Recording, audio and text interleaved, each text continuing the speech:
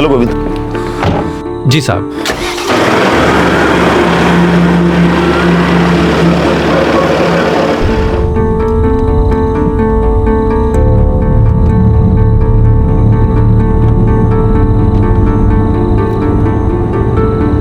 गोविंद। जी साहब। गेट के 500 मीटर पहले गाड़ी रोक दे और मेरा इंतजार करना, मुझे आने में देर नहीं लगेगी। हाँ जी साहब।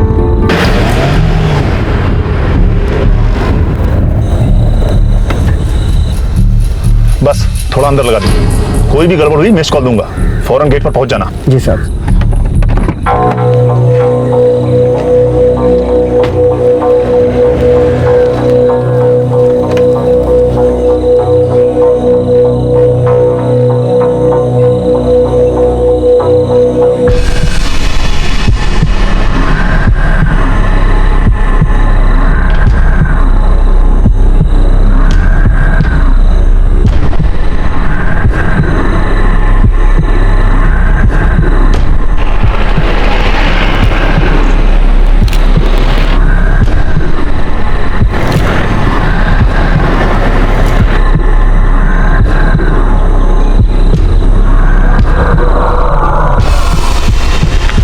सर ये गाड़ी किसकी हमें तो मालूम ही नहीं, बस ऑर्डर आया था कि गाड़ी रोको मत, चेक मत करो, कुछ देखो मत, जो करना है करके चले जाएंगे।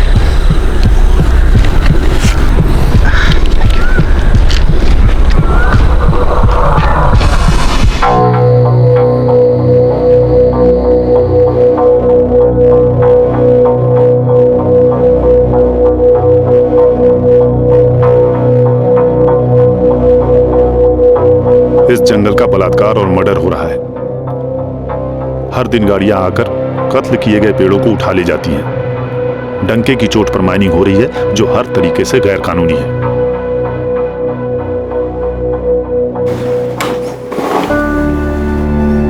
प्रकाश, थोड़ा सा ब्रेक ले लो, हम लोगों के साथ खाना खा लो। सॉरी गीता, बहुत ही जरूरी रिपोर्ट है। दीपक भी उतना ही जरूरी है, हमारा बेटा। इनकेस अगर आप भूल गए हो तो। गीता प्लीज। चलिए ना, दीपक इतने दिनों बाद हॉस्टल से आया, साथ में खाना खाओगे तो उसे अच्छा लगेगा। कल गीता उसे समझा देना, ये आर्टिकल अभी प्रिंट में जाना है यार, प्लीज ट्राई टू अंडरस्टैंड। पता है काव्या, मैं वहां से गई और सब भाग गए। मस्ती हो रही है? हाँ सिमरन, काव्या पहले ये तो बताओ तुम्हारे एग्जाम्स कैसे चल रहे हैं? बस सिर्फ 3 पेपर्स बाकी है, फिर छुट्टी। तो घर जाने के लिए टिकट्स करा ली तुमने? हाँ वो तो हमने 1 महीने पहले ही करवा लिए थे। तुम बताओ तुम्हारी इंजीनियरिंग कैसी चल रही है? इंजीनियरिंग चलती नहीं दौड़ती है, 1 मिनट की फुर्सत नहीं है। वो तो एक प्रोजेक्ट के लिए मैं यहाँ भोपाल आया था, तो सोचा मम्मी पापा और रावी से मिलता चलूं और तुम दोनों को भी हेलो बोल दूं। भैया मैं भी आपके साथ भोपाल चलूंगी, मुझे भी कुछ कॉलेजेस के फॉर्म कलेक्ट करने हैं। ओके। दीपक बेटा, तुम लोग खाना शुरू करो, पापा को लेट हो जाएगा।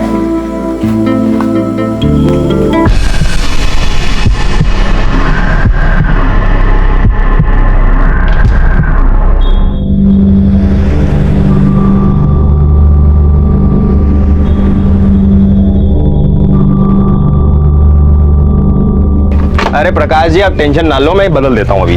बस ये 3 दिन भी नहीं चला स्पाइक गार्ड। आप इस कंपनी के खिलाफ शिकायत क्यों नहीं करते? क्या sir ji, made in China है, शिकायत किससे करेंगे? इंडिया गवर्नमेंट से कि चाइना गवर्नमेंट से? सरकार को लगता है चीनी आक्रमण बॉर्डर पर होगा, वो अंदर रहे। खैर मैं बदल देता हूँ, पर माल की कोई गारंटी नहीं है साहब। बंसी, हाँ इंजीनियर साहब के ऐसे खराब हो गया, किसी को भेज कर ठीक करवा दे भाई। करा देते हैं, जल्दी भेज दे। हाँ भेज दे। अच्छा सुन, हाँ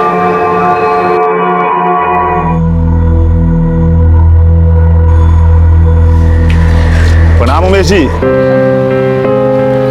प्रकाश 100 साल जियोगे। तुम्हारा ही आर्टिकल पढ़ रहा था मैं, बात में दम है तुम्हारी।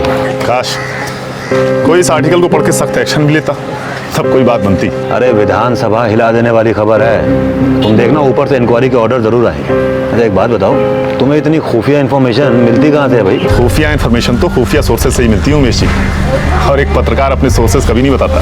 अच्छा मेरे PWD डिपार्टमेंट की तरफ से जो भी मदद हो पाएगी ना, मैं जरूर करूँ। अरे आपसे तो पक्की उम्मीद है। अरे हम तो अपना काम कर रहे हैं, बाकी तो ऊपर वाले की मर्जी। साहब शाम तक करवा देगा बोल दिया। अच्छा ऑल द बेस्ट।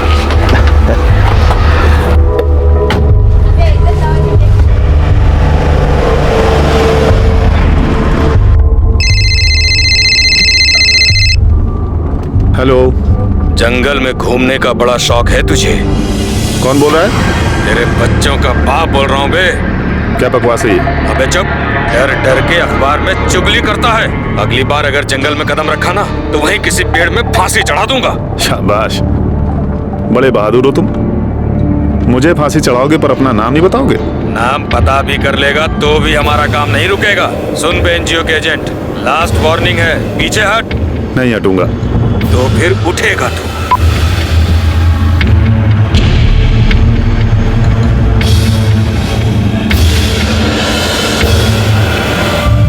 भोपाल के पास नेचुरल रिसोर्सेज से भरपूर एक जिला है उमरिया।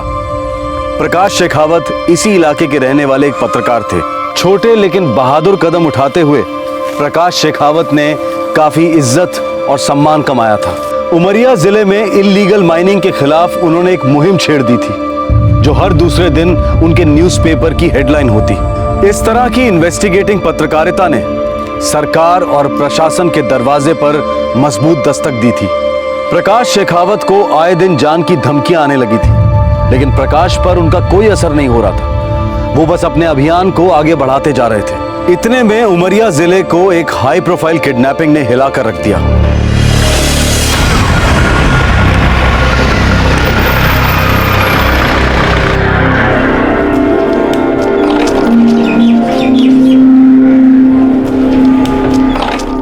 अखिल रुक जा, मेरे ख्याल से ना गाड़ी आती होगी, तुझे घर ड्रॉप करता जाऊंगा। लेकिन मैं तो घर नहीं जा रहा हूँ, बुआ के घर जा रहा हूँ। अच्छा। घर तो शाम को जाऊंगा। अच्छा ठीक है, चल बाय। Okay bye.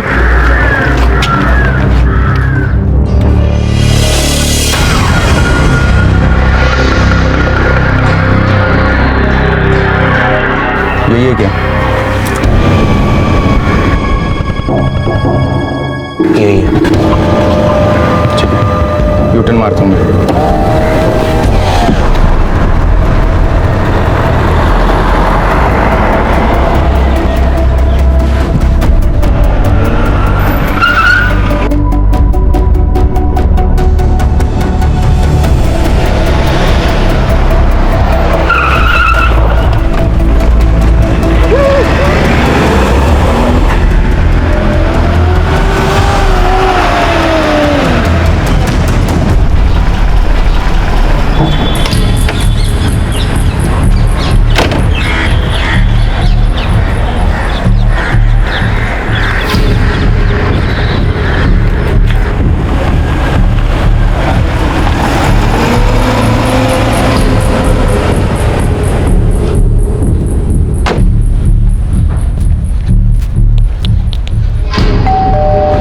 भाभी, भाभी, भाभी, जय बाबा पैदल घर आए क्या? क्या बात कर रहे हो गोपी? पैदल क्यों आने लगा? तुम्हारे साथ नहीं आया? कहाँ है जय? भाभी मैं लेने गया था, लेकिन जहाँ जय बाबा रोज खड़े होते हैं ना वहाँ थे नहीं। आपसे कुछ बोलकर गए क्या? किसी दोस्त के यहाँ जाने वाले हो ऐसा कुछ? अरे ऐसा कुछ भी नहीं कहा था जय ने। जाओ वापस जाके ढूंढो, वहीं कहीं होगा। ठीक है भाभी मैं जाता हूँ, आप चिंता मत करो, मैं जा रहा हूँ।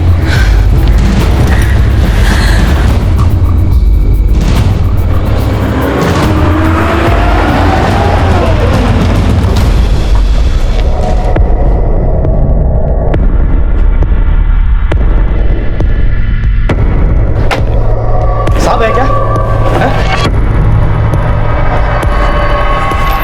साहब जय बाबा कहीं मिल नहीं रहे, बहुत ढूंढा। अरे क्या बक रहे हो गोपी? जी जहाँ जय बाबा रोज खड़े होते हैं वहाँ आज नहीं थे। मुझे थोड़ी सी देर हुई ट्रैफिक के चक्कर में, तब से कहीं दिखाई नहीं दे रहे। अरे स्कूल में पूछा? स्कूल में भी पूछा, उसके दोस्त अखिल के घर गया था, वहाँ भी नहीं है। घर पहुँच गया होगा? साहब नहीं पहुँचा, घर से ही आ रहा हूँ, बाबूजी बहुत टेंशन में है।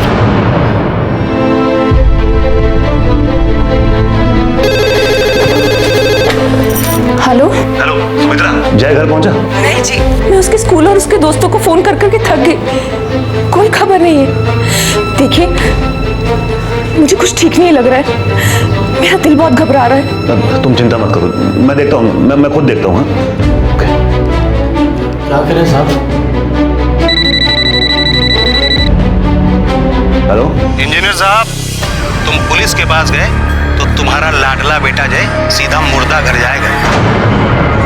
कौन बोल रहे हैं? अरे हम अपहरणकर्ता बोल रहे हैं भाई, वरना ऐसे आपको कौन धमकियां देगा? कितने पैसे चाहिए तुम्हें? ये हुई ना बात, सीधा मुद्दे पे आ गए। हाँ, कितने चाहिए? 1 करोड़। 1 करोड़? अरे आप पीडब्ल्यूडी के चीफ इंजीनियर हैं, कोई पनवारी नहीं। नहीं भाई, बहुत ज्यादा है ये तो। ठीक है, आप आधा दे दीजिए और हम भी आपका जय आपको आधा ही दे देंगे। अब आप हमें ये बताओ कि आपको कौन सा हिस्सा ज्यादा पसंद है, कमर के ऊपर का या कमर के नीचे का? देखो ऐसा कुछ मत करना, प्लीज प्लीज प्लीज। कर तो आप रहे हैं, कोई अपने बच्चे की जान का सौदा करता है क्या? नहीं देखो, सुनो मेरी बात सुनो। 3 घंटे के बाद हम आपको एक फोन करेंगे और आप हमें खुशखबरी सुनाओगे कि भैया ये लो आपके 1 करोड़, वरना हम तुरंत आपको एक बुरी खबर सुनाएंगे। हेलो हेलो, सुनो। क्या हुआ साहब? गोपी, हमारे जय को किसी ने किडनैप कर लिया है, अपहरण हो गया उसका। क्या?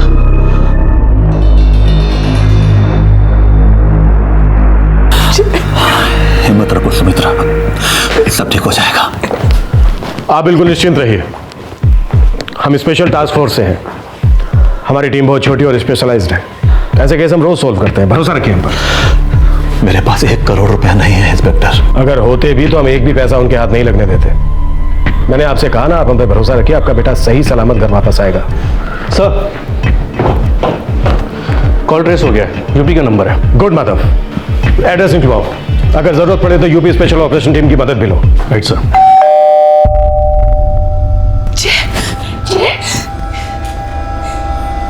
नमस्ते मैडम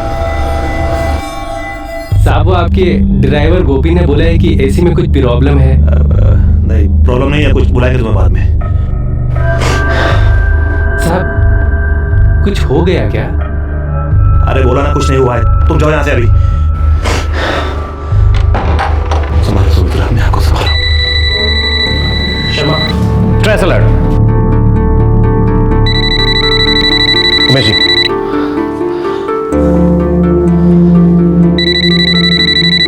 अरे तो रिपोर्टर प्रकाश शेखावत का फोन है, ले लीजिए।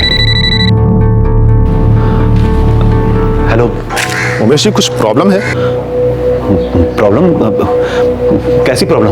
वो मैंने कुछ सुना। क्या सुना? नहीं, बस सुना कि आपका बेटा किडनैप हो गया है और एसटीएफ लग गई है इस केस पर। देखिए प्रकाश जी, मैं अभी बात करने की हालत में नहीं हूँ, मैं बाद में बात करता हूँ आपसे। लाइए, मुझे बात करनी।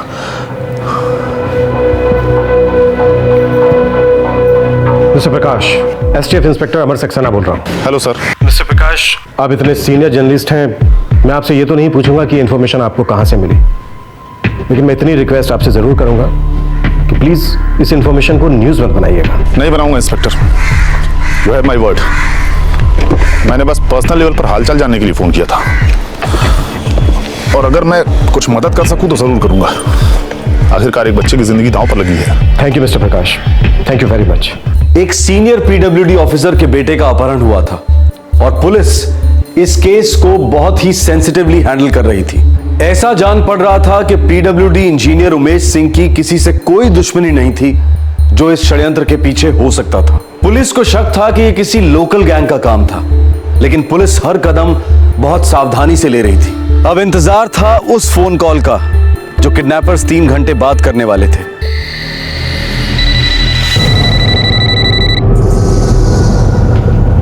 सर, सेम नंबर नहीं है। उमेश जी,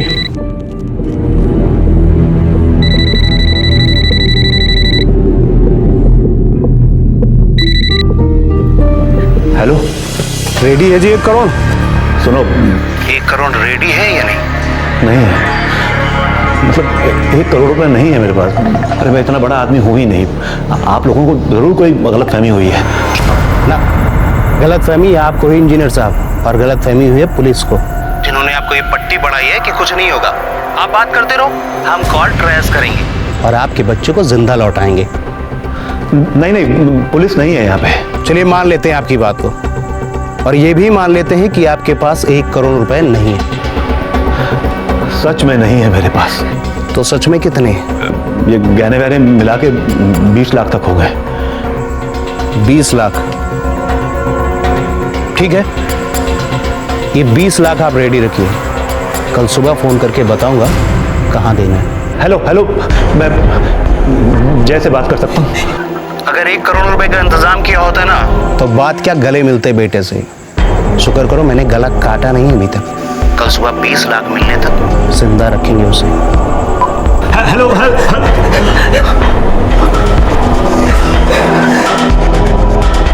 माधव सर, आपने दो आर्म कांस्टेबल यहाँ तैनात कर दो और अभी जिस नंबर से कॉल आया था उसकी ट्रैकिंग पर लग जाओ। जल्दी करो माधव, हमारे पास टाइम बहुत कम है। Right sir.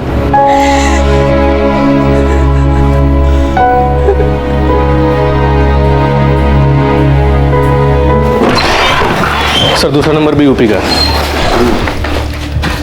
इस उमेश सिंह का उत्तर प्रदेश में कोई कनेक्शन है क्या? नहीं सर, लगता तो नहीं है। उसकी बैकग्राउंड चेक की है मैंने। ये उत्तर प्रदेश के किसी गिरोह का काम तो नहीं है? सर हमारे यूपी के खबरी नेटवर्क ने ऐसी कोई इन्फॉर्मेशन दी नहीं है। मुझे तो ये यहीं का किया कराया लगता है, और कोई अंदर का भी शामिल हो सकता है। अच्छा, वो ड्राइवर जो जय को रोज छोड़ने जाता था? गोपी सर। बुलाओ साले। Okay sir. साहब, मैं भगवान कसम खाता हूँ साहब, मेरा कोई हाथ नहीं है। देख, मेरा हाथ मत उठवा, नहीं तो कसम खाने के लिए तेरी जबान नहीं बचेगी। मैं अपने बच्चों की कसम खाता हूँ साहब। तेरे मालिक के इकलौते बेटे का किडनैप हुआ है गोपी। अब ये बता कि तेरे अलावा और कौन जानता था कि जय वहां तेरा इंतजार कर रहा है? साहब और मैम साहब के अलावा और कौन ही जानता था साहब। तो स्कूल इतनी देर से क्यों पहुंचा? साहब मैं तो टाइम से ही निकला था, बस।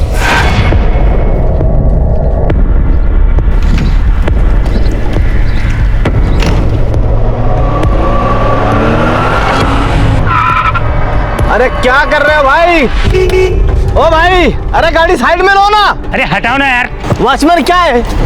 अरे भैया लो ना पीछे गाड़ी। भाई साहब बीच में क्यों खड़ी करते? साइड में ले जाओ ना जरा पीछे। अरे जल्दी लीजिए, देर हो रही है। चलिए चलिए चलिए चलिए चलिए। साहब के ऑफिस से निकलने में थोड़ी देर हो गई, थोड़ा ट्रैफिक था साहब। मैं सिर्फ 5 मिनट लेट हुआ था साहब, सिर्फ 5 मिनट। जुर्म की दुनिया में एक सेकंड मायने रखता है गोपी। खैर, जिस गाड़ी ने तुझे रोका था उसका नंबर याद है? नहीं साहब, मैं जल्दी में था और शक जैसा कुछ था नहीं। मुझे बस जय बाबा को लेना था, घर छोड़ना था। साहब 5 मिनट, देखिए ना कैसे क्या हो गया साहब।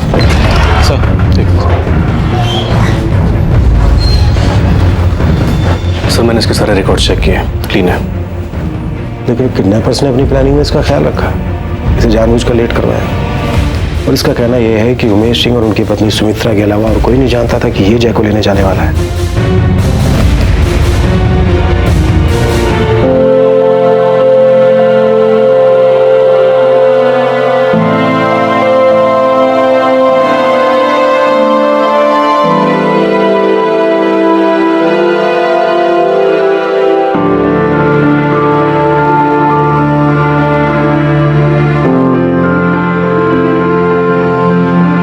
अपहरण हुए बच्चे के माता पिता भला कैसे सो सकते हैं? उमेश सिंह और सुमित्रा सिंह के लिए वो सबसे लंबी और सबसे काली रात थी। इंतजार था किडनैपर्स के फोन कॉल का कि फिरौती की रकम कब और कहां लानी है।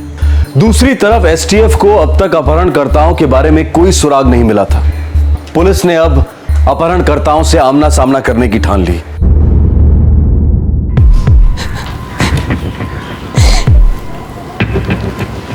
जैसा कि मैंने पहले भी कहा है, कोई फ्रोती रोती नहीं दी जाएगी। इस बात का अच्छे से ख्याल रहे कि यह सिर्फ हमारी प्लानिंग की एक चाल है। सब कुछ वैसे ही होगा जैसे कि मैंने आपको समझाया है। देखिए, मेरे बच्चे पे खरोच तक नहीं आनी चाहिए। अगर वो लोग पैसे लेकर बच्चे को लौटाते हैं तो वही मंजूर है। सुमित्रा, आपकी प्लानिंग मैं नहीं जानती। मुझे मेरा जय चाहिए, मेरा जय। सुमित्रा हिम्मत रखो, सब ठीक हो जाएगा। देखिए सुमित्रा जी, आप शांत हो जाइए। फिरौती लेने के बाद भी इस बात की कोई गारंटी नहीं है कि वो जय को वापस कर देंगे। हो सकता है उनकी हिम्मत और बढ़ जाए, वो और ज्यादा पैसे की मांग करने लगे। आप चिंता मत कीजिए, हम आए दिन ऐसे लोगों से निपटते रहते हैं। इन लोगों को रोकने का बस एक ही रास्ता है, पकड़ो, जेल में डालो या फिर सीधे एनकाउंटर। लेकिन इंस्पेक्टर, क्या आप हर बार किडनैप हुए बच्चों को बचा पाते हैं? मुझे बहुत डर लग रहा है इंस्पेक्टर, कहीं उन्होंने ऑलरेडी हमारे बच्चे को कुछ करना दिया? नहीं, मैं दावे के साथ कह सकता हूं नहीं।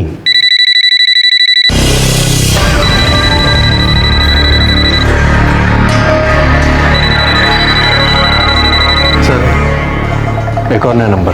वही लगते हैं, साले सिम कार्ड बदल बदल कर फोन कर रहे हैं, लेकिन उनको यह नहीं पता कि हम उनके बाप हैं। आप फोन लीजिए। हेलो,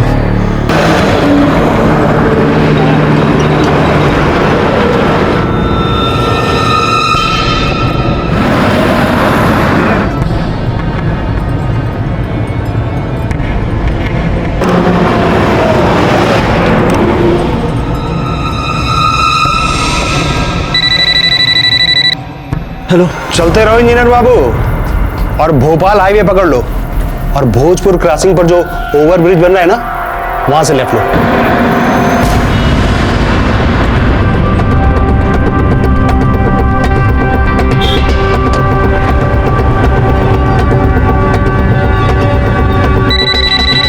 अब वहां से तीसरा लेफ्ट लो। वहां एक कच्चा रास्ता है और सामने एक खंडहर है। तुम हमारा वहां पर इंतजार करो।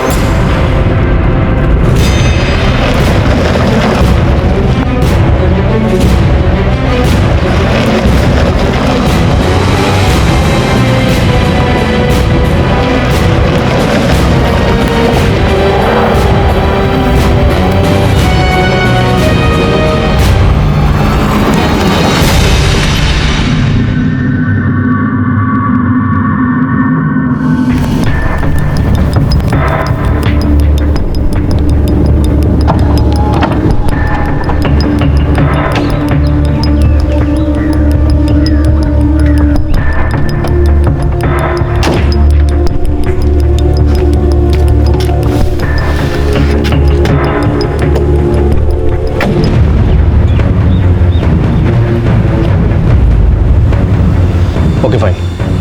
सर मैसेज आया कि आखिरी नंबर भी उत्तर प्रदेश का है। अगले 2 घंटों में तीनों सिम कार्ड के एड्रेसेस भी मिल जाएंगे। गुड माधव, वो रहा खंडर। सब चारों तरफ फैल जाओ और याद रहे, मूवमेंट चुपचाप होनी चाहिए। उन्हें इस बात का एहसास ना हो कि हम यहाँ पर हैं। Right sir. All the best.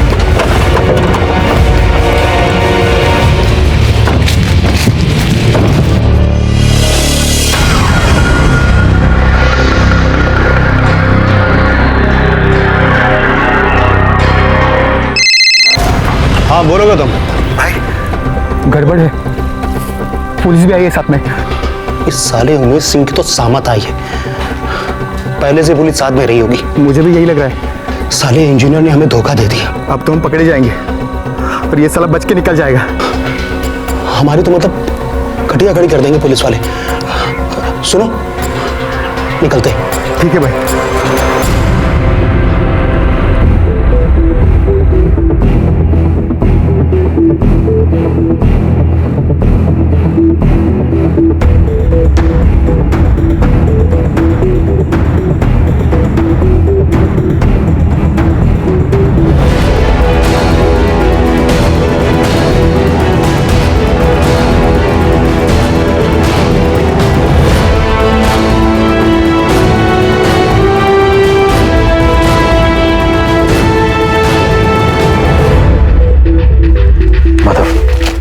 खंडर के पीछे से धीरे धीरे धावा बोलो। Okay okay sir.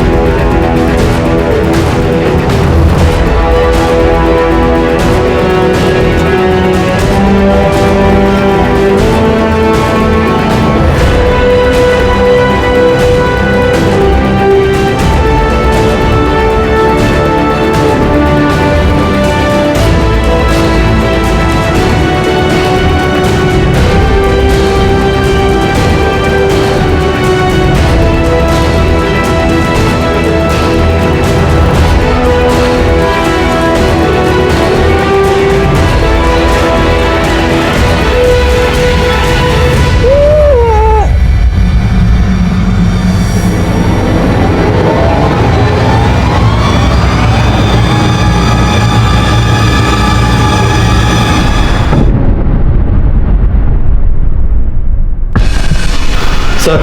हाँ माधव, उमेश जी जय हमें मिल गया है। आप बेफिक्र रहिए, वो सेफ है। उमेश जी, मेरे बच्चे को कुछ हुआ तो नहीं? जय पापा पापा जय पापा मेरा बच्चा। कुछ नहीं कुछ नहीं कुछ नहीं, पापा आगे देखा, पापा आगे बेटा, कुछ नहीं, सब ठीक हो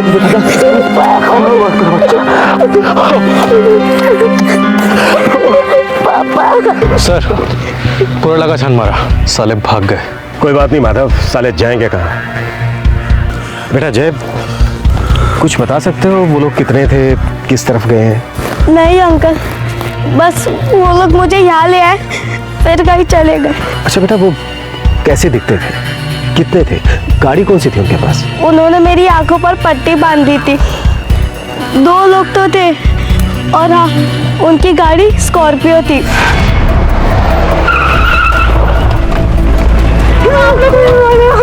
मुझे पता ही नहीं चला कि वो लोग कौन थे और मुझे कहाँ लेके जा रहे थे। कोई बात नहीं बेटा। माधव चल, हमें किसी भी सूरत में इन्हें पकड़ना ही होगा, पता लगाना होगा कि ऐसे कैसे छोड़कर भाग गए। सिम कार्ड के एड्रेस आ गए होंगे, पता करो। Right sir. उमेश जी, आप बच्चे को लेकर घर जाइए, हमारे आदमी आपको सिक्योरिटी देंगे। आप निश्चिंत रहिए, हम उन कुत्तों को पकड़ के ही दम लेंगे।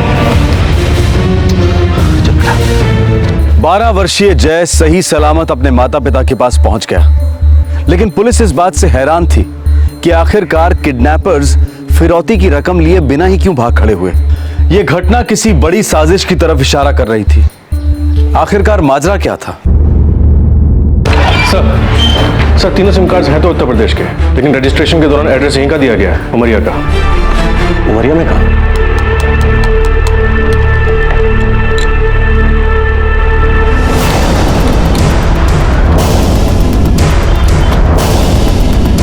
आप कौन हो आप लोग? साहब मैंने किया क्या है? अरे साहब हुआ क्या साहब? मेरे को कोई किया क्या? साहब मैंने किया क्या है? साहब मेरा यकीन करिए साहब, मुझे कुछ नहीं मालूम इसके बारे में। इस अपहरण की कोशिश में 3 सिम कार्ड इस्तेमाल हुए हैं बंसी, और वो तीनों सिम कार्ड तुम्हारे एड्रेस पे रजिस्टर्ड हैं, और तुम कहते हो कि तुम्हें कुछ भी नहीं मालूम। तुझे लगा कि यूपी का नंबर इस्तेमाल करेगा तो हम गुमराह हो जाएंगे? साहब मुझे नहीं मालूम मेरा एड्रेस क्यों दिया गया है साहब, सच कह रहा हूँ। इलेक्ट्रीशियन है ना तू? जी साहब, मेहनत की खाता हूँ। इलेक्ट्रिक शॉक खाएगा, फिर तेरी सारी मेहनत ईमानदारी फटाफट बाहर निकल आएगी, समझा? साहब वो सिम कार्ड मैंने ही खरीदे थे साहब, लेकिन मुझे नहीं मालूम था साहब वो इस समय इस्तेमाल होने वाले हैं साहब। किसके कहने पर खरीदे थे वो सिम कार्ड? प्रकाश जी, पत्रकार प्रकाश शेखावत जी के।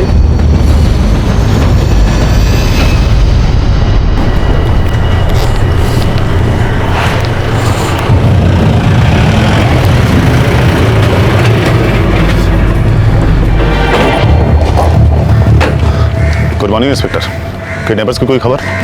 खबरों के बादशाह तो आप हैं प्रकाश जी, हम तो बस ऐसे ही लगे हुए। वैसे आज नहीं तो कल हम उमेश सिंह के बेटे के अपहरणकर्ताओं को धर ही लेंगे। हाँ हाँ बिल्कुल, all the best. Prakash ji आपको हमारे साथ चलना होगा। मुझे? हाँ अभी। पर क्यों इंस्पेक्टर? आपसे कुछ बातें करनी है जो यहाँ नहीं की जा सकती। आइए प्लीज।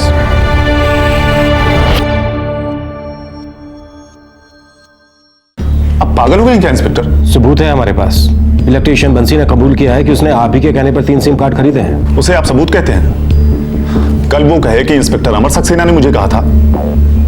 हमें किसी के कहने से क्या होता है? बंसी झूठ क्यों बोलेगा, और वो फिर आप ही का नाम क्यों लेगा mister Shekhawat? Common sense inspector, वो किसी और का नाम बचाना चाहता है, एंड मोर इंपॉर्टेंटली मुझे फंसाना चाहता है। आप ही सोचिए, अगर मुझे ये किडनैपिंग करवानी होती तो मैं उसके एड्रेस पे वो सिम कार्ड क्यों खरीदता? इतने बेवकूफ होते हैं किडनैपर्स। वो कुछ छुपा रहा है, और ये बातें पता नहीं क्यों आपकी आंखों से छुप रही हैं। Excuse me.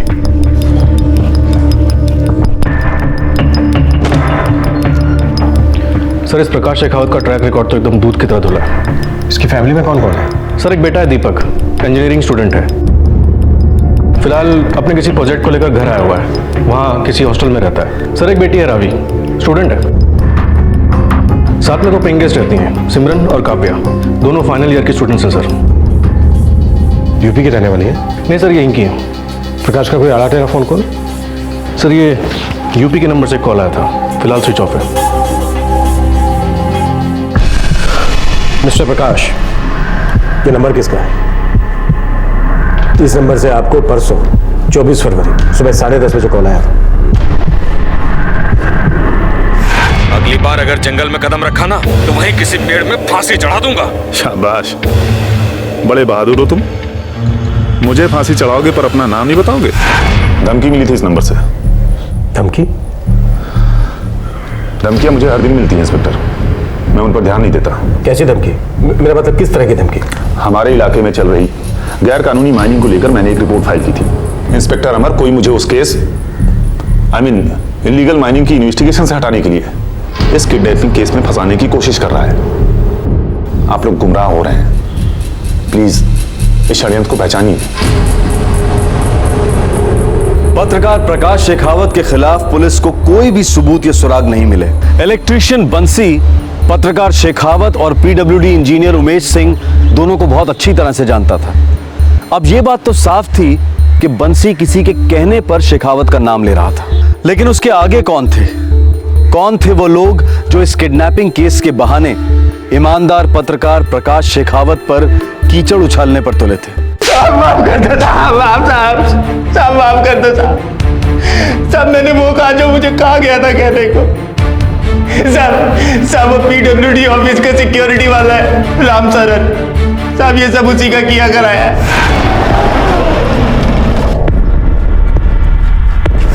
तब हम दोनों ने मिल करके अरविंद और गौतम को ये काम सौंपा था साहब।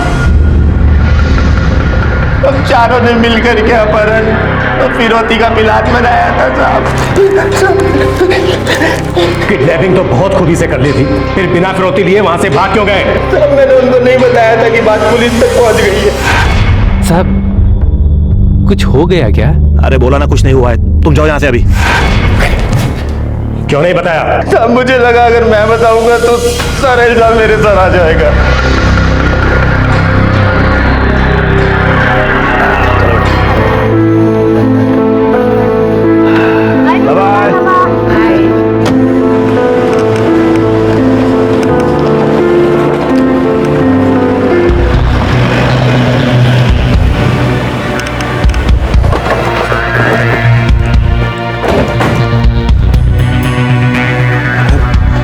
इंस्पेक्टर आप?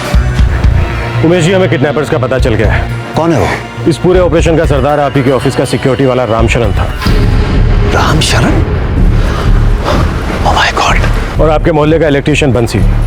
फिर इन दोनों ने मिलकर 2 किराए के किडनैपर्स को शामिल किया। नहीं इंस्पेक्टर, मुझे कुछ ठीक नहीं लग रहा। ये लोग असली किडनैपर्स नहीं हो सकते। यही है वो लोग, हमने उन्हें गिरफ्तार भी कर लिया।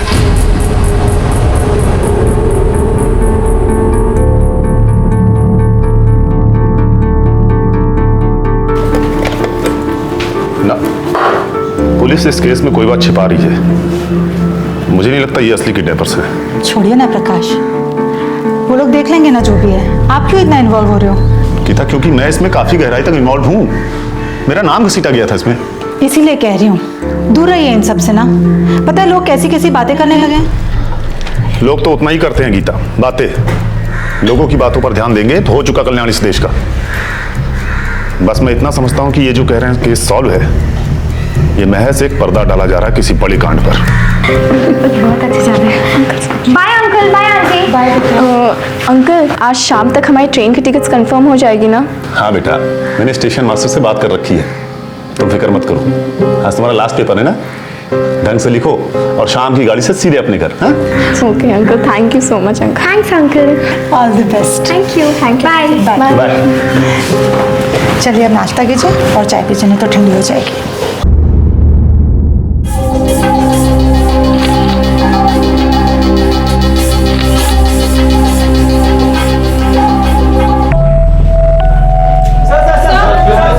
Sit down, please. Please बैठिए अपनी जगह। Sir, please go ahead. DIG साहब, हमें इंफॉर्मेशन मिली है कि पीडब्ल्यूडी के इंजीनियर उमेश सिंह जी के बेटे को अपहरणकर्ताओं के चुंगल से छुड़वाने के लिए कोई डील की गई थी। देखिए, कोई भी डील नहीं की गई है। दरअसल आपकी ये खबर नहीं, सिर्फ एक अफवाह है। और आप लोगों को ये भूलना नहीं चाहिए कि एसटीएफ के होनहार जवानों ने मिलकर उमेश सिंह के बेटे को सही सलामत बचाया। और जहां तक फिरौती का सवाल है, तो फिरौती की कोई भी रकम नहीं दी गई है। डीआईजी साहब, जो लोग गिरफ्तार हुए हैं, क्या ये असली किडनैपर्स हैं? मुझे डाउट है सर। देखिए, किडनैपिंग असली थी, किडनैपर्स असली हैं, तो इसमें डाउट का क्या सवाल उठता है?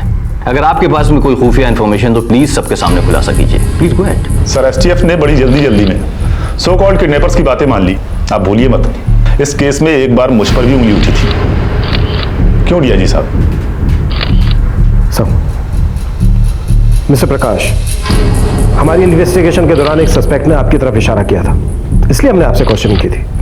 अब तक इस बात पर गुस्सा है? बिल्कुल नहीं, बल्कि गुस्सा इस बात का है कि मेरा नाम इस केस में आने के बाद भी आप लोगों ने मुझे इतनी आसानी से कैसे भुला दिया। आपको नहीं लगता कि मेरा नाम लेना अपने आप में गहरी साजिश की दस्तक है, जो आप लोग सुनकर भी अनसुनी कर रहे हैं? मिस्टर प्रकाश, आप एक सीनियर जर्नलिस्ट हैं और हम आपकी इज्जत करते हैं, और मुझे उम्मीद है कि इस केस की सो कॉल्ड साजिश पर इन्वेस्टिगेशन आप जरूर करेंगे। वो तो मैंने तब से ही शुरू कर दी थी, जब से मेरा नाम इस केस में उछला था डीआईजी साहब। बहुत जल्द हमारी न्यूज़पेपर की हेडलाइंस इस गहरी साजिश का पर्दाफाश करेंगी। मिस्टर प्रकाश शेखावत, हमें आपकी हेडलाइन का बेसब्री से इंतजार रहेगा। Excuse me.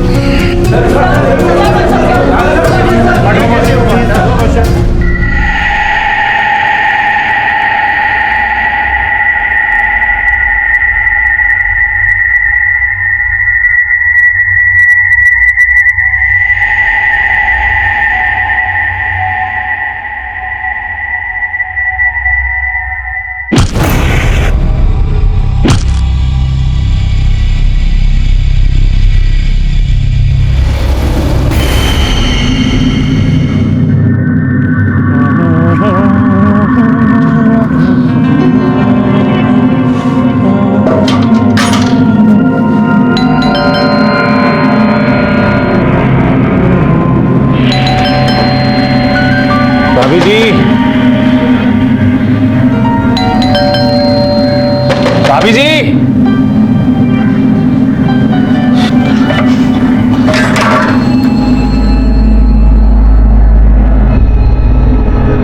ये दरवाजा तो खुला है। भाभी जी, भाभी जी,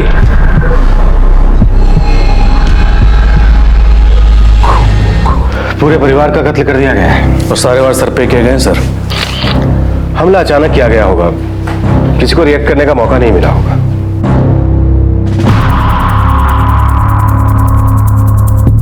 माधव, घर का मेन दरवाजा तो अंदर से बंद है। सर, प्रकाश का ऑफिस का दरवाजा भी अंदर की तरफ आता है।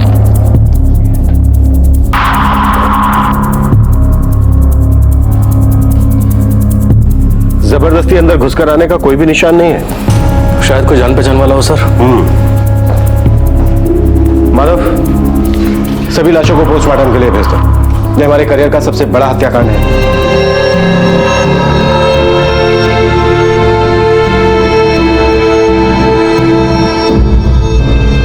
पत्रकार प्रकाश शेखावत ही नहीं, बल्कि उसके सारे परिवार को मौत के घाट उतार दिया गया। यह भयंकर हत्याकांड उस रात को हुआ जब शेखावत ने पीडब्ल्यूडी इंजीनियर उमेश सिंह के बेटे के अपहरणकर्ताओं की असलियत को पुलिस प्रेस कॉन्फ्रेंस में चैलेंज किया था। अब सवाल यह उठ रहा था कि क्या इन हत्याओं का उस किडनैपिंग केस से कोई ताल्लुक था या फिर नहीं।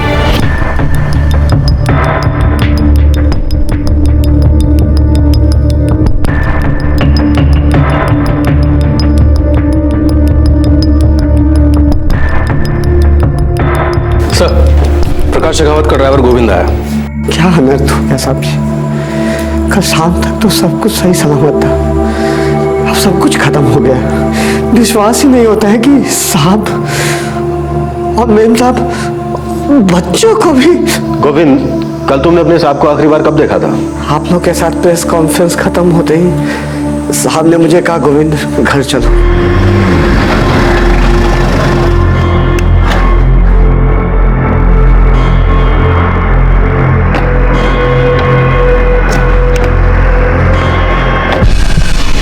गोविंद, जब कल शाम को तुम यहाँ से गए उस समय कितने बजे थे? 6:30 बजे थे साहब। हर शाम को 6:30 बजे साहब छुट्टी दे देते थे।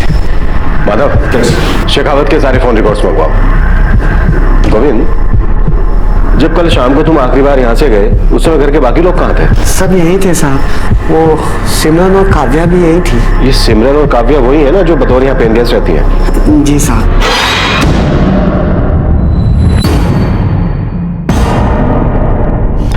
माधव, घर का हर कोना छान मारो, शायद और भी लाशें बिछाई गई हो। सर चलो।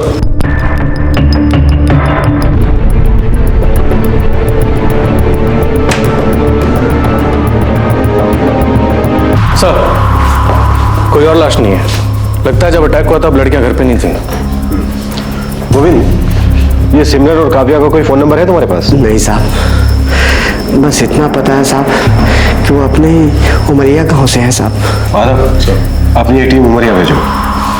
ये शेखावत फैमिली का कोई रिश्तेदार? हमारे साहब के एक भाई है साहब, जो भोपाल में रहते हैं। उनकी एक एजेंसी है अखबारों की। उन्हें इतला कर दो, कहो कि तुरंत आके मुझसे मिले। सभी के सिर पर पीछे से वार किया गया, मजबूत कातिलाना वार। किसी लोहे के औजार का इस्तेमाल किया गया है। अचानक से हुआ होगा ये हमला? हाँ, लगता तो कुछ ऐसा ही है, क्योंकि किसी रेजिस्टेंस या मारपीट के कोई निशान तो है नहीं। अटैक का टाइम? रात के 11 से 12 के बीच में। गोविंद ने शेखावत को घर ड्रॉप किया 6 बजे, यानी कि शेखावत के घर पहुंचने के 5-6 घंटे बाद हुआ होगा यह आक्रमण। बेबी, मतलब गोविंद ही वो आखिरी इंसान होगा जिसने इन सबको जिंदा देखा होगा, ऑफ कोर्स हथियारों के अलावा।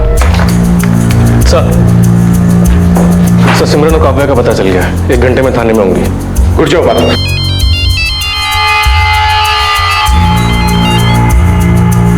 Good afternoon sir. ये सब क्या हो रहा है इंस्पेक्टर अमर? सारा के सारा मीडिया तांडव कर रहा है। हमारी सभी फोन लाइंस नॉनस्टॉप बजती जा रही हैं। हर इंसान का टारगेट इस वक्त है STF special task force. Sir इस वक्त जो आपके ऊपर प्रेशर है उसको मैं समझ सकता हूँ। देखिए इंस्पेक्टर, मैं 1 सेकंड के लिए भी ये डाउट नहीं कर रहा हूं कि आप लोगों ने पीडब्ल्यूडी इंजीनियर के बेटे की किडनैपिंग केस में कोई भी कसर छोड़ी है, और ना ही मैं डाउट कर रहा हूं कि इस केस के सिलसिले में जितने भी क्रिमिनल्स पकड़े गए हैं उनमें से कोई भी बेगुनाह है। मेरी परेशानी इस वक्त ये है कि शेखावत ने हम पर उंगली उठाई और उसी रात उसे और उसकी फैमिली को वाइप आउट कर दिया गया, और यह मीडिया 2 और 2 जोड़कर न जाने कैसे कैसे आंकड़े बना रही है। सर मैं अपनी पूरी फोर्स के साथ इस केस पर लगा हूं। यकीन कीजिए जल्द से जल्द कोई रिजल्ट आपके सामने पेश करूंगा। मेरे लिए इस वक्त एक सेकंड भारी है।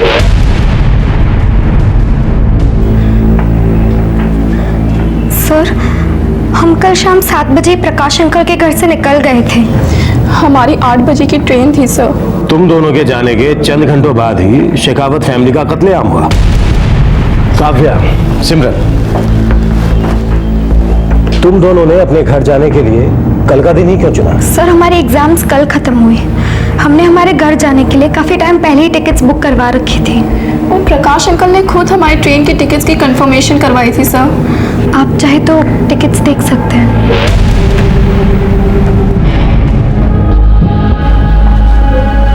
दिलीप, तुम्हारे भाई और उसके पूरे परिवार का मर्डर हुआ है।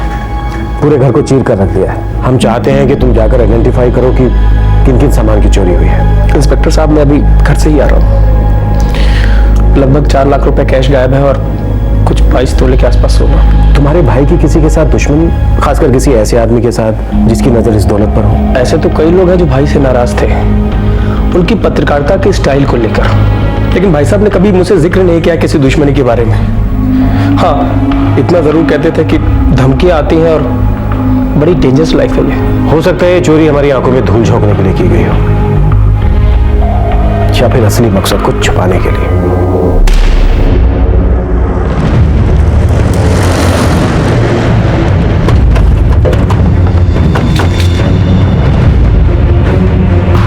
प्रकाश दरअसल इलीगल माइनिंग माफिया से बड़े बड़े पंगे ले चुका था, और इनमें से कई केसेस तो डायरेक्ट मेरे डिपार्टमेंट के नीचे आते थे।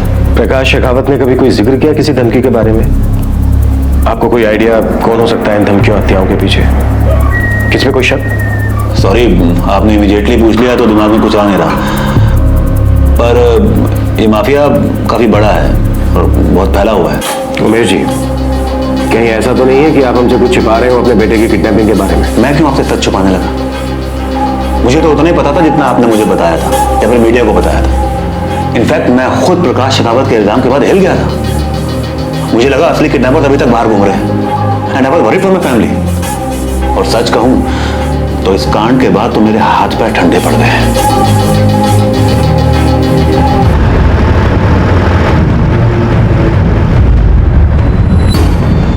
जो लोग गिरफ्तार हुए हैं क्या ये असली किडनैपर्स हैं?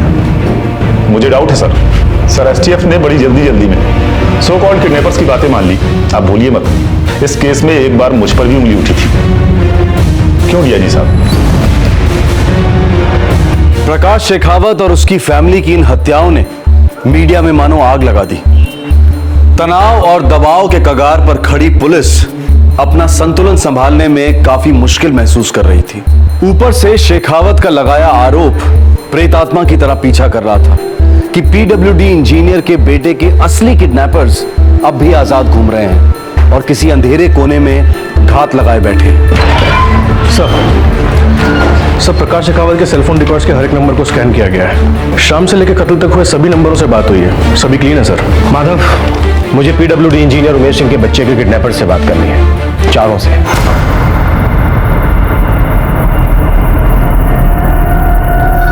किडनैपिंग में जो पैसे लगे थे वो कहां से आए थे? सालों, जितना जल्दी हो सके है पकड़ो, नहीं तो सीधे अगले जन्म में जाके बोलोगे। साहब किसी ने भी पैसे वैसे नहीं दिए थे, हम ही ने आपस में जुगाड़ कर लिया था साहब। किसका हाथ है तुम लोगों के सर पर? साहब हम सच कह रहे हैं, हमारे ऊपर किसी का हाथ नहीं है, हम चारों ने ही किया था। माधव, एक एक हड्डी तोड़ डालो सालों की, और तब तक इन लोगों की धुलाई करते रहो जब तक एक एक सच्चाई ना उगलते। मारो सालों।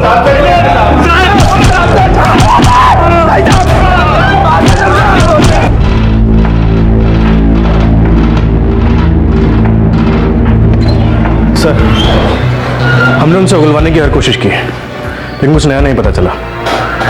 सर लगता है कि प्रकाश शेखावत ने जो प्रेस कॉन्फ्रेंस में स्टेटमेंट दिया था, हम उस पर कुछ ज्यादा ही जोर दे रहे हैं। सारी इन्वेस्टिगेशन उसी बात को दिमाग में रख के कर रहे हैं। हो सकता है कि इस मर्डर का प्रकाश की किसी भी एक्टिविटी या फिर इस किडनैपिंग से कोई संबंध ही ना हो और ये एक प्लेन रॉबरी केस हो सकता है माधव, लेकिन इस वक्त हमारे पास ऐसा कोई सबूत नहीं है जो इस बात की तरफ इशारा करे कि प्रकाश शेखावत के मर्डर का उसकी किसी भी एक्टिविटी से कोई संबंध नहीं है। सर मैंने प्रकाश शेखावत के सेलफोन रिकॉर्ड चेक किए थे, एक ही नंबर से 6 मिस कॉल्स थी, 7 और 7:20 के बीच में। किसका नंबर है ये?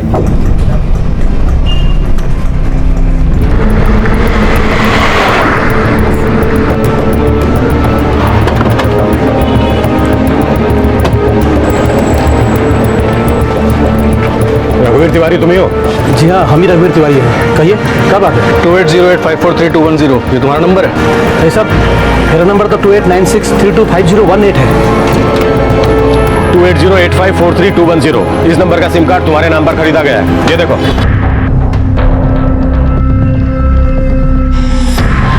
और तुमने इस नंबर से प्रकाश शेखावत को एक नहीं 6 मिस कॉल्स दिए थे। 6 मिस कॉल ये नंबर से? 2808। हाँ सब याद है सब ये नंबर हमने ही लिया था, लेकिन अपनी बहन के लिए लिया था साहब। बहन का नाम और पता?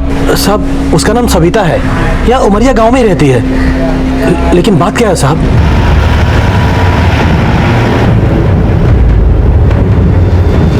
माधव, क्या लगता है ये सविता का कोई कनेक्शन निकल सकता है क्या प्रकाश शेखावत से? मेरा मतलब कोई अफेयर वफेयर? सर प्रकाश शेखावत को मैंने काफी सालों से फॉलो किया है, उसे कई आर्टिकल्स भी पढ़े हैं मैंने।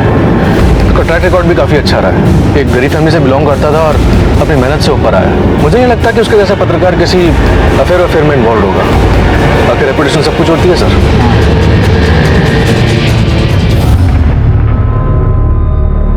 शाम के 7, 7:30 बजे 6 मिस्ड कॉल। वो साहब मैंने किए थे। क्यों किए थे? एक परेशानी थी जिसके बारे में मैं शेखावत साहब से बात करना चाहती थी। ऐसी क्या परेशानी थी सविता जी, जरा हमें भी तो बताइए। साहब मेरा एक पड़ोसी है, उसने जबरदस्ती मेरी जमीन पे कब्जा कर लिया है, मुझे मदद चाहिए थी। यहाँ के एक पार्टी कर्मचारी ने मुझे शेखावत साहब का नंबर दिया और उन्होंने बोला कि शेखावत साहब बहुत बड़े पत्रकार हैं और अच्छी पहुंच है और आम इंसान की मदद भी करते।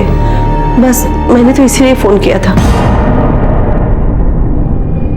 फिर एक बार डेड एंड। प्रकाश शेखावत और उसके परिवार की हत्या ने स्पेशल टास्क फोर्स की नींद उड़ा दी थी। एक तरफ प्रेस और इलेक्ट्रॉनिक मीडिया सीबीआई जांच की मांग कर रहा था, ये कहते हुए कि इस हत्याकांड में कोई बहुत बड़ी कॉन्स्पिरेसी है, और दूसरी तरफ स्पेशल टास्क फोर्स कुरेद कर सुराग निकाल रही थी, लेकिन हर सुराग एक बुझा हुआ चिराग साबित होता जा रहा था। हम एक भी लीड नहीं छोड़ रहे हैं, इस केस को हर एंगल से जांच रहे हैं। What is the result, inspector? 0? I am sorry to say it's a big zero. Sir मुझे गहरा शक है कि ये एक चोरी का ही केस है। ये एक इत्तेफाक है कि ये चोरी और मर्डर हमारी प्रेस कॉन्फ्रेंस के तुरंत बाद हुए, क्योंकि प्रकाश शेखावत माइनिंग माफिया से जूझ रहे थे, इसलिए इस केस को ऐसा कलर दिया जा रहा है जो शायद है ही नहीं। देखिए इंस्पेक्टर अमर, आप जो कुछ भी करें, चलिए मैं उसको सच मान लेता हूं, फिर आप उन चोरों तक, उन बेरहम कातिलों तक पहुंचे क्यों नहीं? याद रखिए ये केस पूरे स्टेट की पुलिस डिपार्टमेंट की इज्जत का सवाल बन चुका है। आपको जो हेल्प चाहिए मैं आपको देने को तैयार हूं, लेकिन मुझे इस केस की फाइल बंद चाहिए, वो भी जल्द से जल्द। यस सर, ये फाइल जरूर क्लोज होगी।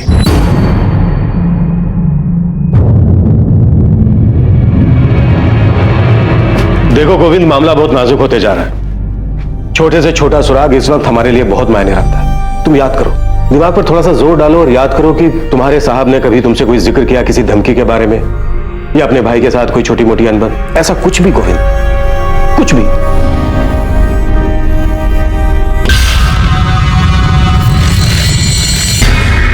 नहीं साहब, नहीं। मेरे साहब का तो उनके भाई के साथ बहुत अच्छा संबंध है साहब, कभी कोई बैन। मेरे साहब ने तो उनका सब कुछ शुरू करके दिया साहब, उनका बिजनेस, उनका घर, सब कुछ। और दूसरी कोई धमकियां? साहब सच कहूं तो मेरे साहब बहुत कम बोलते थे, और मैं ठहरा मामूली मुलाजिम ड्राइवर, मेरे से तो बस हाँ ना में ही बात करते थे साहब। माधव, ये प्रकाश के भाई दिलीप को दोबारा हाजिर करो। इंस्पेक्टर साहब, प्रकाश भैया ने बहुत बुरे दिन देखे थे, बड़ी मुश्किल से ऊपर आए थे वो। ये पत्रकारिता उनका सिर्फ पेशा नहीं था, उनका जुनून था। इस जुनून ने उन्हें काफी कुछ दिया दिलीप, घर, सेविंग। उनकी इस दौलत पर किसी न किसी की नजर तो जरूर रही होगी भी तो मैं इस बारे में कुछ बोल नहीं सकता इंस्पेक्टर साहब, क्योंकि प्रकाश भाई साहब ये सब मुझसे शेयर नहीं करते थे। तुम्हारे भाई ने अपने फाइनेंसेस के बारे में किसी से तो बातें की होंगी, किसी को कोई लोन दिया या लोन लिया, या फिर जमीन की कोई डीलिंग? नहीं इंस्पेक्टर साहब। दिलीप, तुम्हारे भाई के घर पे जो कातिलाना हमला हुआ, उसमें हमला करने वाले तोड़फोड़ करके जबरदस्ती घर में नहीं घुसे, बल्कि वो तुम्हारे भाई के जान पहचान के ही थे। सॉरी इंस्पेक्टर साहब, मैं इस बारे में आपकी कोई हेल्प नहीं कर सकता। तुम्हारे भाई का अकाउंट कौन से बैंक में है? कितने अकाउंट है ये तो जानते होगे? हाँ, उनके 3 अकाउंट्स हैं। एक्सीलेंट। माधव, तुम इनके साथ जाओ, मुझे इन तीनों अकाउंट्स की डिटेल चाहिए, सारे ट्रांजैक्शंस। हमें कोई ना कोई सुराग जरूर मिले।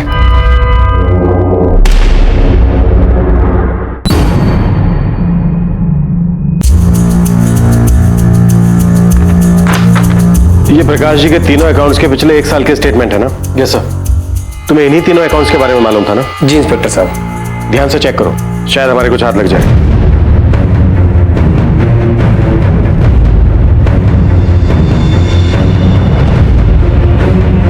सर, सही ट्रांजैक्शन देखिए, कुछ गड़बड़ है। कैसी गड़बड़ माधव? आखिरकार पुलिस के हाथ एक छोटा सा सुराग लगा, जो प्रकाश शेखावत के बैंक स्टेटमेंट के एक छोटे से ट्रांजैक्शन में दिखाई दिया। लेकिन इस केस के संदर्भ में यह सुराग स्पेशल टास्क फोर्स के लिए सबसे स्पेशल सुराग साबित हुआ। सर 28 फरवरी को शेखावत फैमिली का कत्ल हुआ था, राइट सर? Right sir. ये देखिए, 2 मार्च को उनके एटीएम से 25,000 रुपए का विड्रॉवल हुआ है। इसका मतलब एटीएम कार्ड किसी के हाथ लगा, और सर पिन नंबर भी। मतलब वो शख्स फैमिली के बेहद करीब रहा होगा, क्योंकि ऐसे तो कोई किसी को पिन नहीं बताता। एटीएम की ब्रांच कौन सी है? Umaria main branch sir. Transaction का समय? शाम को 4:30 बजे। Excellent job Madhav. अब अगर इस बैंक के पास से हमें सीसीटीवी फुटेज मिल जाता है तो समझ लो मंजिल हमारे बहुत करीब है। 2 मार्च 4:30 PM main branch. Alright sir, मैं ये सीसीटीवी फुटेज आपके पुलिस स्टेशन में अभी भिजवा देता हूं सर। जी सर।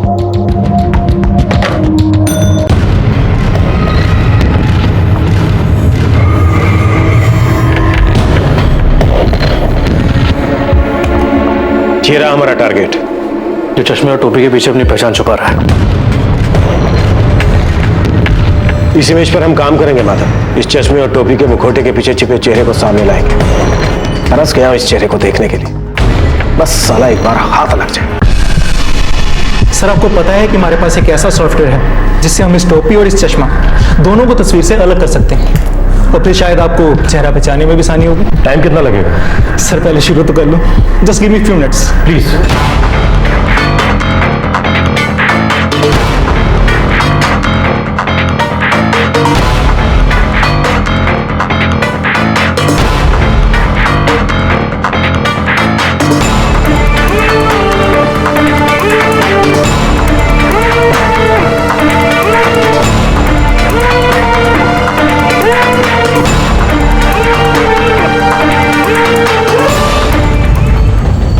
सर वो कुछ ऐसा दिखता होगा।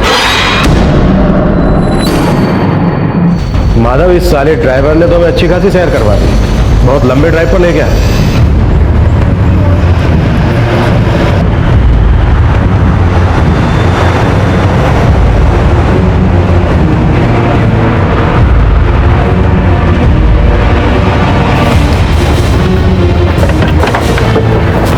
सर ये रहा उनका घर।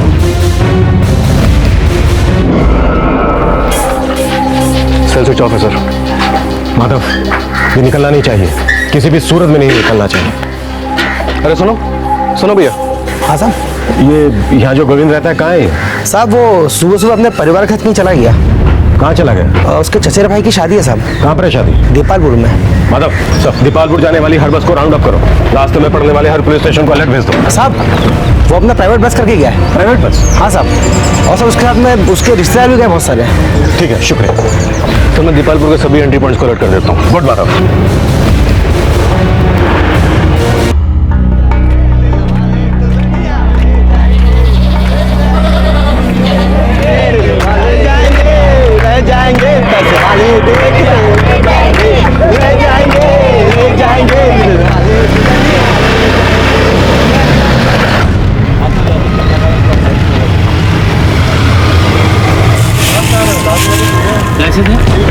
डिक्की में क्या रखा हुआ है?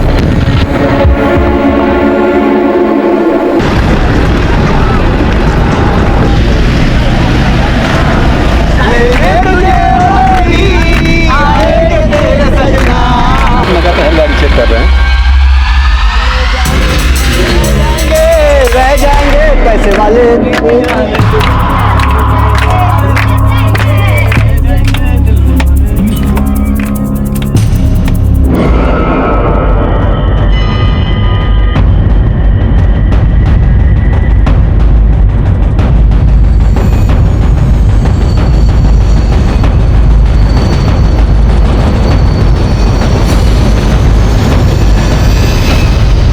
क्या हुआ सर?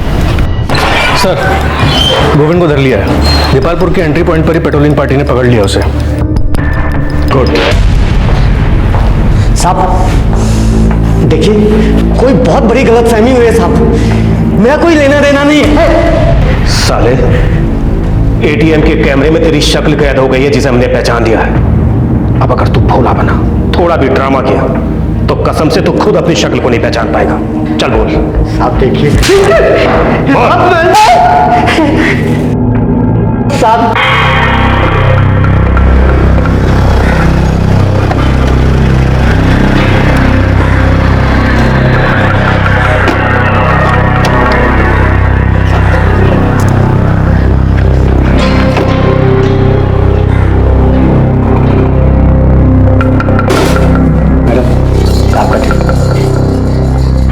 कुछ काम है कोई? मैडम, अगर आपको ऐतराज ना हो तो आज की रात साहब के दफ्तर में सो सकता हूँ। कल सुबह एक रिश्तेदार को लेने भोपाल स्टेशन जाना। कमाल करते हो गोविंद, इसमें ऐतराज वाली कौन सी बात है? तुम घर के ही हो, हॉल में चटाई रखी, ले लो। धन्यवाद। मैंने ही साहब का घर लूटने का प्लान बनाया था। अपने मालिक को क्यों लूटना चाहता था? वो भी वो घर जिसकी तूने इतने सालों सेवा की। सेवा तो काफी की साहब, लेकिन मेवा काफी नहीं था। पैसों की बड़ी तंगी चल रही थी साहब। उधार का पहाड़ सर पे था। चचेरे भाई की शादी थी, उसे भी पैसे देने थे। इसीलिए मैंने चोरी की। लंबे अरसे पहले मैंने इसकी सारी तैयारी कर रखी थी।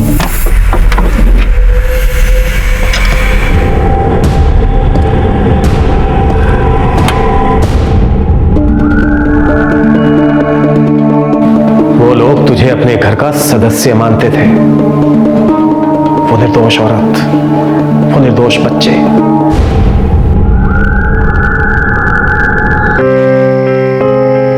अब हम चलते हैं। छुट्टियों में आते रहना, ये नहीं कि अपने घर गए तो बस हम लोगों को भूल ही गए। खाली खाली लगेगा तुम्हारे बिना।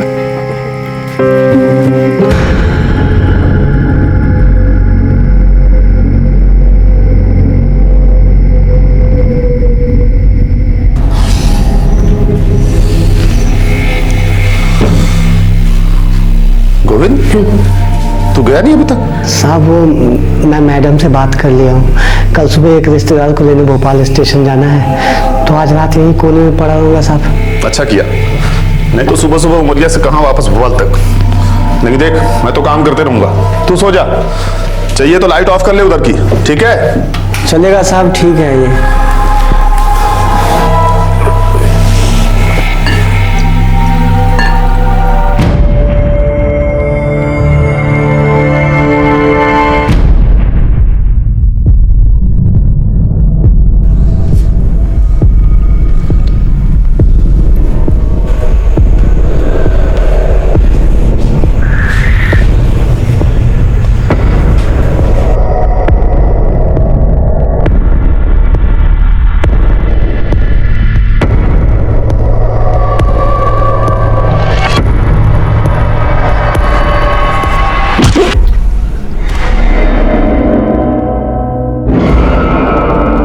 सालों से उस परिवार के लिए काम कर रहा था साहब, नस नस से वाकिफ था।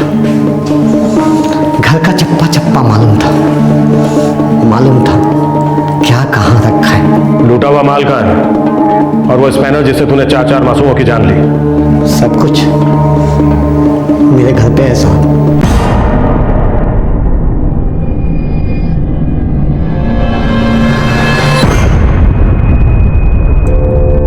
सर, हमने कुछ चोरी का माल बरामद कर लिया है, खास करके गहने। गोविंद ने कैश काफी हद तक खर्च कर दिया था।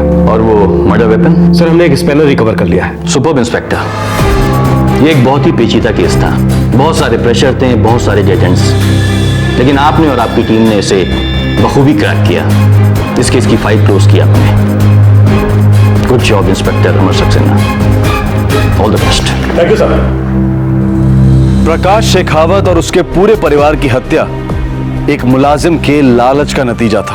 प्रकाश शेखावत का ड्राइवर गोविंद, जिसका ना पीडब्ल्यूडी इंजीनियर के बेटे की किडनैपिंग से कोई ताल्लुक था और ना ही माइनिंग माफिया से कोई लिंक्स। उसका रिश्ता बस अपने मालिक के पर्सनल फाइनेंशियल डिटेल से था, जिन्हें वो एक अरसे से ताक रहा था। उसके दिमाग में ये बात बैठ गई थी कि प्रकाश शेखावत की दौलत हासिल करके वो अपनी जिंदगी आराम से बसर कर सकता है। बड़ी चालाकी से वो उस अफसर के दस्तक की इंतजार कर रहा था जब उस पर शक जाने की कोई गुंजाइश ही ना हो। उसने ऐसे वक्त में शेखावत परिवार पर आक्रमण किया जब वो जानता था कि तहकीकात किसी भी दिशा में जा सकती है। लेकिन फिर एक बार पुलिस इस चालाक और बेरहम क्रिमिनल से एक कदम आगे साबित हुई। गोविंद ने कभी सपने में भी नहीं सोचा होगा कि पुलिस सुरागों के लिए हर अंधी गली में दस्तक देगी, जो आखिरकार उन्हें एक एटीएम ट्रांजैक्शन से हासिल हुआ। इस केस में स्पेशल टास्क फोर्स की टीम को उनकी बेहतरीन परफॉर्मेंस के लिए मध्य प्रदेश सरकार ने पुरस्कार देने की घोषणा की है। लेकिन कुछ रहस्यमय सवाल अब भी हल्की हल्की दस्तक दिए जा रहे थे। पीडब्ल्यूडी इंजीनियर के बेटे की किडनैपिंग में प्रकाश शेखावत को बदनाम करने की साजिश किसकी थी? प्रकाश शेखावत आखिरकार इस किडनैपिंग केस की तहकीकात से इतने नाखुश क्यों थे? मीडिया का एक हिस्सा अब भी इस बात पर यकीन करता है कि कोई बहुत बड़ी कॉन्स्पिरेसी इन्वॉल्व है इस केस में। उनका कहना है कि पीडब्ल्यूडी इंजीनियर के बेटे की किडनैपिंग और प्रकाश शेखावत के परिवार के कत्ल के केसेस में पुलिस की तहकीकात आधी अधूरी रही है, संदेहजनक रही है। वो एक टॉप लेवल इंक्वायरी की मांग कर रहे हैं। आपसे फिर मुलाकात होगी, तब तक हमेशा की तरह अपना ख्याल रखें, सुरक्षित रहें। जय हिंद। इस तरह के और भी एपिसोड देखने के लिए हमारे चैनल को सब्सक्राइब करें और बेल आइकन दबाना ना भूलें।